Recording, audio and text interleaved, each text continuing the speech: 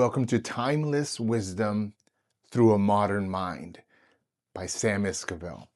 That is an idea for the title of this podcast.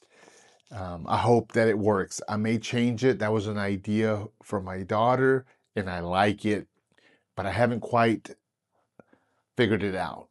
But it's on its way. I'm standing here in my studio right now, about to knock out this next piece of wisdom that has helped me in my thinking, and I hope it helps you in your thinking as well. And so remember, I'm reading from The Art of Worldly Wisdom. It's a great book. There's a lot of great books. There's a lot of great articles, a lot of great things that people say or write or things that you watch. The key is, can you capture it? Can you process it through your mind and turn it into something that helps you grow, that helps you change, that helps you be a better person? Wisdom should help you do those things. It's a guiding light in your life. And my hope is that in this journey, in diving into this wisdom, that I help guide you into growth, that I help guide you into positivity. So much so that there comes a point with anyone who gains through wisdom, they end up helping other people by sharing that wisdom or the experiences they gain from putting to practice the wisdom that they learned. And so here we go. I hope you enjoy today's episode. Number 17, let's go. Here we go. Keep changing your style of doing things. Vary your methods. This will confuse people, especially your rivals, and awaken their curiosity and attention. If you always act on your first intention, others will foresee it and thwart it. It is easy to kill a bird that flies in a straight line, but not one that changes its line of flight. Don't always act on your second intention either. Do something twice and others will discover the ruse. Malice is ready to pounce on you. You need a good deal of subtlety to outwit it. The consummate player never moves the piece his opponent expects him to move, and less still the piece he wants him to move. Remember, no matter if I struggle in reading it, I will not stop. Find your strength, no matter if it's around or through your weakness. Like I've talked about in my previous podcasts and interviews and in my journey, I've always struggled with reading and writing, but I never let it stop me. You can look in the description below and it will be written out there. So if I mispronounce the word, you can read it yourself. But the meaning, I believe that you're still going to get the meaning. Now, this was written in the 1600s. It was a long time ago. And so, because of that, I want to make sure that we get a more simplified version of what I just read with words that aren't so old, not negative, but just a little, they spoke a different way back then. Let's just say that. So let me rephrase it just a little bit and give it to you this way. Let's just say this: the power of unpredictability is important in how you move and how you grow and the things that you do. And so let me read it this way. Don't always do things the same way. If you keep changing your act, it confuses people, especially those who might want to stop you and make curious about what you will do next. If you always do the same thing that comes to mind, people can guess your moves and get in your way. It is easy to catch a bird that flies in a straight line, but much harder to catch one that keeps changing directions. Don't even repeat your tricks, or people will figure out your secret to win. You must be clever and do what others don't expect. And in order to dive into the power of unpredictability in your mind, just think right now, what have you done over and over and over? What joke have you said at the barbecue over and over and over that everyone's already expecting it? And behind your back, they're saying, oh, here comes Sam. He's going to share the same story, share the same joke. Come on, think how many of us have done that. Now apply it to business, apply it to other things that you have done. It's when we change, when we're unpredictable, it shows that we're constantly learning. And I think that that is the main message, right? And so here are a few key points that you can take away, right? And I'll put some of these notes in the description. But if you're listening to this or you're catching a short or the full version of this, leave a comment, right? Of not how maybe the wisdom part of it, the number 17 helped you, and share it with me, because our wisdom combined is even a greater wisdom. And so here we go. Vary your methods. Like we said, keep your style of doing things fresh and changing. You can comprehend the two words fresh and changing. Fresh means it's new, right? Like when you think of fresh fruit, it's so good. You look forward to it. You're almost attracted to it. And so when you vary your methods in a fresh way, that's going to always be different. Always keep it fresh. Think about trends. Think about fashion. Although things get recycled, there's always something new, right? There's always a new style, a shoe, a jacket, you name it. Always be fresh and always be changing. Your outcome might be the same, right? Let's just say you make $100 because you sold some fruit drinks. Well, isn't there many other ways to make that $100? What is your goal? Not only to make fruit drinks, but to make 100. So 100 can create the drinks and the drinks can create 100, but in between, there's so many other ways that you can get to both sides. That's fresh thinking. That's always changing. If you're marketing, why would you market the same way? No one recycles the same ad, you know, uh, over and over throughout the years. No, to an extent, but they always change. It always evolves because of technology, because of the creative directors, because of a new vision of a company. Well, how about you have a new vision for yourself? How about you're always evolving because you're always growing? It's easy to show up in the same way every time if you're not growing. It's okay to share the same jokes or be the same redundant person if you're not growing. But let this also be an alarm that you must grow. And when you grow, it's easy to vary your methods. Here's the next one. Avoid predictability. Acting on your first obvious intention makes you an easy target for, it says rivals. I'm going to say haters, right?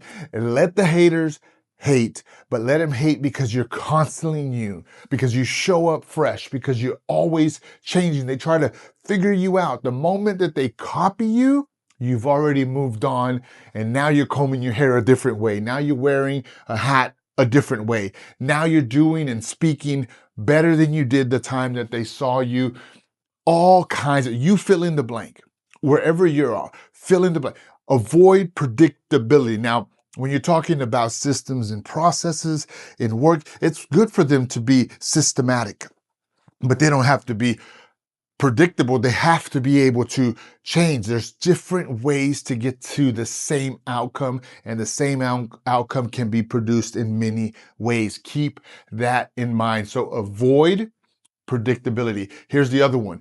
The art of subtlety. Use cleverness and mystery to outsmart those who want you to fail, right? Who wants you to fail? The haters. There's people out there saying, that worked now. That ain't going to work next time. Well, here's the wisdom. Yeah, it worked now, and next time I'm going to figure out a better way for it to work out for me. And maybe you do it a few times, but Be subtle. Subtlety is so important. Be clever and mysterious in how you move. It's important not only for you, but people just want us to fail. People just want us to mess up. And so if you're looking right now at a project that you're doing and you've done something 100 times the same way, let that be yet another call to wake up and make a change. The Failed Podcast is the podcast that I think put me where I'm at today. I've done hundreds of interviews. I've interviewed multiple amount of people, and I'm very proud of it. And I will continue to do the Failed Podcast when the proper story or person shows up. I'm going to continue to do that. But I didn't change enough. It stagnated, right? It was predictable. And the wisdom today is that even though it was good, it's time to change it. And this project and this timeless wisdom through a modern mind, that is what I'm doing. You're not going to be able to predict the next show because I'm going to get a new piece of wisdom, put it to practice a different way, and benefit from the outcome in my own way, but so will you. If you listen, and if the wisdom speaks to you and you grow, it's going to offer you something new. And so that is the new direction that I'm going in. And so that's why I'm launching this, because I'm going to pull from so many areas that you're not going to be able to guess what my next, whatever piece of wisdom that I'm going to talk about. And that's what's going to help me grow. And like the title says, the power of unpredictability. Although I know, and I'm starting on my next episodes, overall, I don't know the outcome of each wisdom applied until I do it, until I live it out. So I'm excited. So stay tuned, right? Here we go. Here's another one. Here's a sub point. Here's another thing that fits with this piece of wisdom. Curiosity as a tool, changing your style, wakes people's attention and keeps them guessing. And that's what I was saying right now. The next part is whenever it talked about the straight line trap and the bird flying. That bird flying in a straight line makes you easy to kill or stop if you're trying to grow in business, if you're trying to be the next best marketer or advertiser. Don't let people figure you out because someone might have more money or resources or put something to market faster than you, and they're going to kill your idea or your project. Think about that. So, like it says, avoid the straight line pattern. Doing something the same way, even twice, can reveal your style or your secret plan. So let's just say your line of the way you do it. You got idea 1, and then you repeat it 2 and 3 and 4. How about you just say, I'm going to have 10 unique ideas, 10 different patterns of flight for my idea, and maybe the 11th one might be number 1 because that's the one that triggered those other thoughts. That's okay. The key is don't let others figure you out. And the benefit is that you are growing, that you are constantly growing. So avoid patterns, right? And the last one, the next one, the consummate player, like a master of a game, never move the piece your opponent expects or wants you to move. Guys, we all watch sports, or we watch chess players or tennis, or we watch the new one, the pickle thing. If you hit where they're expecting it, guess what? They're gonna return it. The point is to catch them off balance, right? So that when people see you assert, oh, here comes Sam, and he's gonna do his thing again. And I come in with something fresh because I read a new book, because I saw a new painting, I visited a new museum, I met somebody that was super, super interesting, and I want to share what I learned from them. They're not going to see that coming, but that's because I'm moving. That's because I'm not doing the same thing over and over and over. That's only producing the same outcome over and over and over. The straight line leads to the same place. Going up and down and changing your pattern, and no one can figure you out. And so, like a master of a game, never let your opponent figure out what you're going to do next. And that is how you move forward. That is how you win. You can think of a football quarterback, and then the coach, the quarterback, they're all changing plays. They're watching the defense and trying to figure out what they're predicting. And then I'm going to pick something different so that I can get the best pass and the most yards and possibly a touchdown. Why would we not apply that to our life? It makes a lot of sense, right? And so here's an example of this wisdom in your life. I talked about the sports analogy. I'll give you another one, and then we'll do a business one, and then maybe for people in sales and negotiations. So in sports, a pitcher in baseball who throws different types of pitches, fastball, curveball, knuckleball, changeup, you name it.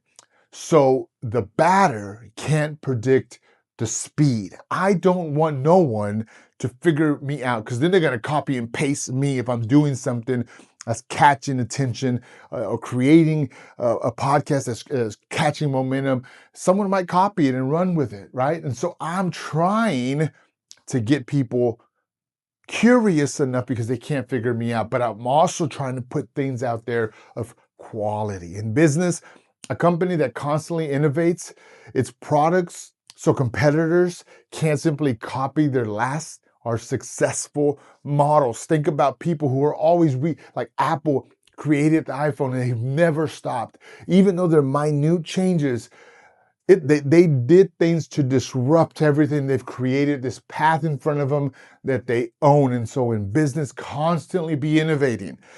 It can be a big innovation with a huge shift, but small innovations are just the same. The point being is fly straight and they're going to figure you out. Someone more hungry is going to copy exactly what you do, and they're going to get further ahead than you got because you were so predictable. And so here's the power, right, of unpredictability. Let's say in sales or negotiations, not revealing your final price or your bottom line immediately to keep the others or the other people you're talking to from taking advantage of you. Figure out the details. Don't be predictable. Who gives the number first? No one. A good businessman doesn't. They figure out the real need. They figure out what it's going to take, and they might have to tweak and do something just a little different, but they always keep that in play. It needs to be unpredictable so that it is flexible. Okay? And so obviously the quote or the wisdom is a bit long. It's hard to memorize. You can, but it's hard. Maybe I'm just speaking for me. So for me, here's maybe 2 quotes that I'll add these in the description below. They can help you get this whole concept. And if you memorize these, it might trigger the rest of the talk that we gave today. And is this: it's easy to kill the bird that flies in a straight line, but not one that changes its line of flight. Boom, that's the first one. Here's another one. The consummate player never moves the piece his opponent expects him to move. Boom, those are 2 quotes. They might help you remember everything that we talked about here today. How about that? Okay. And so here are a few things to help us put this to practice today or right away. Self-awareness, Notice when you are falling into a routine just because it's comfortable. Then step out of it, get uncomfortable a little bit. Getting uncomfortable will cause you to change just enough so that you're not falling into a straight line. Here's another one. Obviously, think before you talk, think before you do. Be strategic. The next one is pause before acting. Instead of doing the first thing that comes to mind, consider a second or third option to stay unpredictable. What does this mean? The first option might be good, but don't just stop there. Go ahead and create 1, 2, 3, or maybe up to 10. It doesn't matter. And that is your line of path. All of them are different. They lead to the same goal, but they all look a little bit different. And that's okay. And that right there will keep people from being able to figure you out. But most of all, it reminds you that you're growing in creativity or whatever it is you need to grow in, because you're doing more than just the first thing. And then the next one, keep your plans private. Don't announce your methods. Don't tell people the tricks of the trade, as this makes your thing easy to discover, right? Just move, just produce. Let people see the finished product. How about that? Sometimes we like to talk about things before they're actually happening. In some cases, it works for anticipation in marketing and sales, but we need to get back to doing and then showing. Boom, okay? And in order for this whole wisdom thing to work, I am a man of faith, and I have a Bible verse that kind of relates to all of this.